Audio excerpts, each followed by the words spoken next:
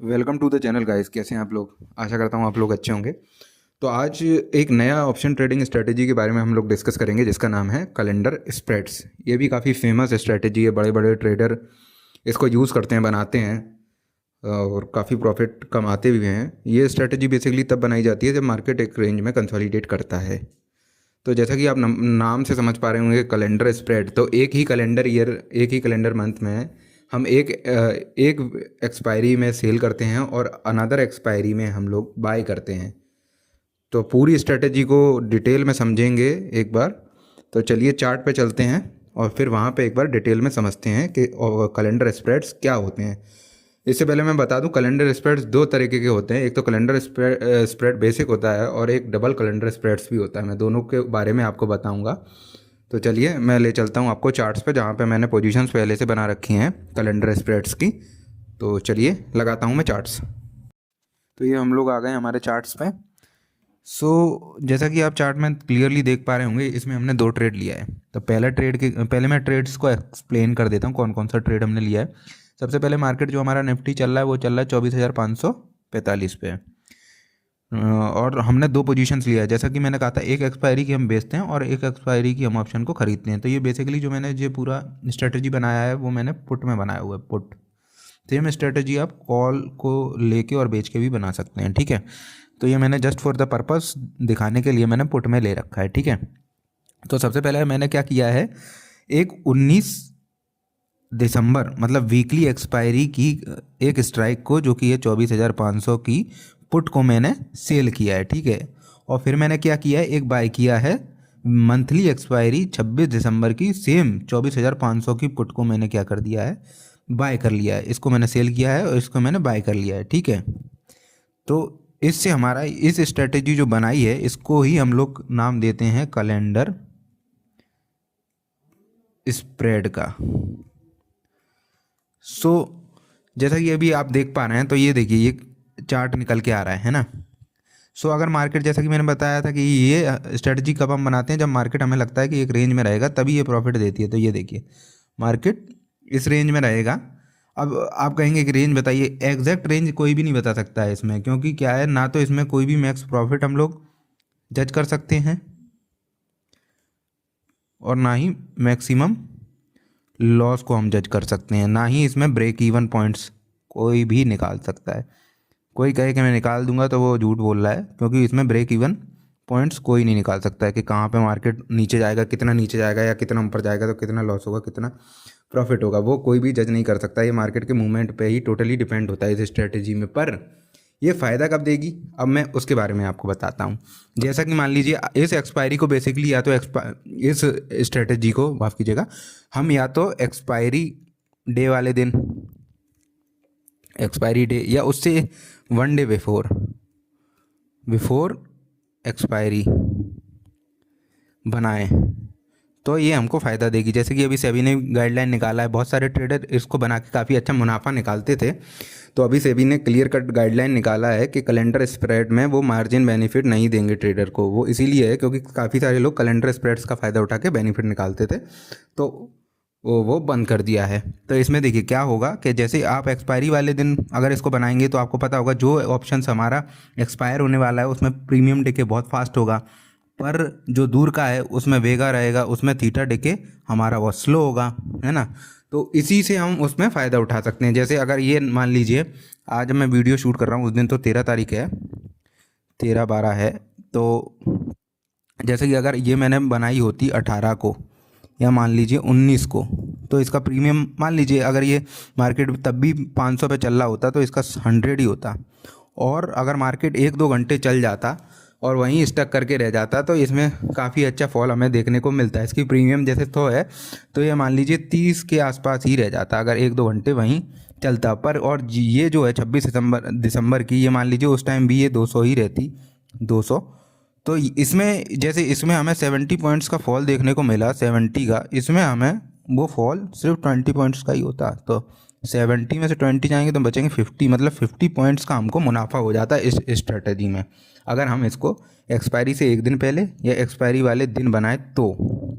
और बेसिकली इसमें मार्केट एक ही पोजीशन में स्टक करके रहना चाहिए या एक ही रेंज में ट्रेड करना चाहिए, तभी हमें थीटा डिके मिलेगा। और थीटा डिके सबसे फास्ट होता है जब हम एक्सपायरी के नज़दीक पहुंच जाते हैं, मतलब कि या तो एक दिन पहले या एक एक्सपायरी डे वाले ही दिन, है ना। सो इस स्ट्रेटजी को अगर हम एक्सपायरी वाले दिन बनाएंगे तो काफ़ी अच्छा बेनिफिट इससे निकाल सकते हैं। बेसिकली इसका लॉजिक यही है कि अगर देख लीजिए, मान लेते हैं कि अगर कोई सडन बड़ा मूवमेंट आ जाता है, तो अभी इस स्ट्रेटजी में जो हमारा ये वाला है ना, ये बाय करी हुई रखी है, अगर मान लीजिए अच्छा खासा फॉल आ जाता है तो इसका प्रीमियम भी शूट करेगा और इसका भी शूट करेगा, दोनों करेगा, पर इसका ज़्यादा करेगा, इसका कम करेगा, क्योंकि ये एक्सपायरी के नज़दीक है ना। तो इसी से फिर ये हमारा हेज भी हो जाएगा, तो इसमें हमें अनलिमिटेड लॉस जो है वो नहीं होगा, अनलिमिटेड लॉस भी नहीं होगा, ठीक है। तो इसलिए इसको ये भी बेनिफिशियल हो गया हमारे लिए कि अनलिमिटेड लॉस भी नहीं है। एक्सपायरी डेट वाले दिन हम थीटा डिके का फ़ायदा लेने के लिए इस स्ट्रेटजी को भी लगा सकते हैं। जैसे कि मान लीजिए नेकेड हमने सेल कर दिया, पुट नेकेड सेल कर दिया और अचानक से फास्ट मूवमेंट आ गया, तो अनलिमिटेड लॉस होने का डर रहेगा, पूरा कैपिटल वाइप आउट होने का भी डर रहेगा, है ना। सो उसको हेज भी कर सकते हैं और प्रॉफिट भी कमा सकते हैं इससे। अब एक और मैंने आपको बताया था कि ये दो तरीके के होते हैं, एक तो कैलेंडर स्प्रेड बेसिक और एक होता है डबल कैलेंडर स्प्रेड। तो चलिए एक बार डबल कैलेंडर स्प्रेड कैसा दिखता है उसके चार्ट पे मैं आपको ले चलता हूँ। तो ये हम लोग आ गए डबल कैलेंडर स्प्रेड्स का, एक मैंने चार्ट लगाया हुआ है। तो बेसिकली जैसे कि नाम है इसका डबल, DOUBLE डबल, है ना। सो इसमें कुछ नहीं किया हमने, जैसे कि ये दो, इसमें क्या किया, जैसे मार्केट अभी 24,500 के आसपास चल रहा है, तो हमने 100 पॉइंट नीचे का पी को सेल किया है और मंथली एक्सपायरी में इसको बाय कर लिया है। सेम एज 24,600, मतलब कि 100 पॉइंट ऊपर की कॉल को बाय कर लिया वीकली एक्सपायरी में, मंथली एक्सपायरी में, और वीकली एक्सपायरी में 24,600 को सेल कर दिया, ठीक है। तो इसमें 4 पोजीशंस हमने बना ली।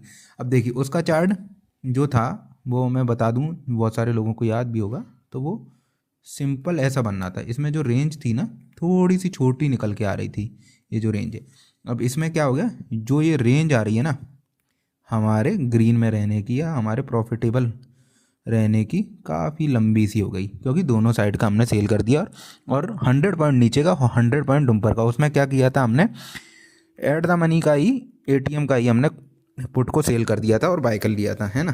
तो इसमें हमने थोड़ा सा नीचे जाके और 100 पॉइंट नीचे जाके और 100 पॉइंट ऊपर, इसलिए हमारा गैप भी बढ़ गया, गैप बढ़ गया थोड़ा सा, है ना। सो कुछ नहीं है, वही लॉजिक है इसमें भी, सेम हमने वीकली एक्सपायरी में सेल किया है, मंथली एक्सपायरी में बाय किया है, बस 100 पॉइंट नीचे और 100 पॉइंट ऊपर जहाँ मार्केट चल रहा है उससे। इसको भी आप एक्सपायरी वाले दिन बना सकते हैं, ये काफ़ी अच्छा बेनिफिट दे सकती है, क्योंकि वो एट द मनी पे ही हमने सेल किया था और बाई किया था, तो उसमें मूवमेंट होने का चांसेस तो बहुत ज़्यादा रहेगा, क्योंकि एट द मनी है तो थोड़ा बहुत भी मूवमेंट आ गया तो वो फिजल आउट हो जाएगा। पर इसमें हमने क्या कर दिया, 200 पॉइंट्स की एक रेंज बना ली, है ना। 200 पॉइंट की रेंज जो है ना, वो हमें मदद कर देगी हमारे थीटा डिके खाने में, दोनों एक्सपायरी का।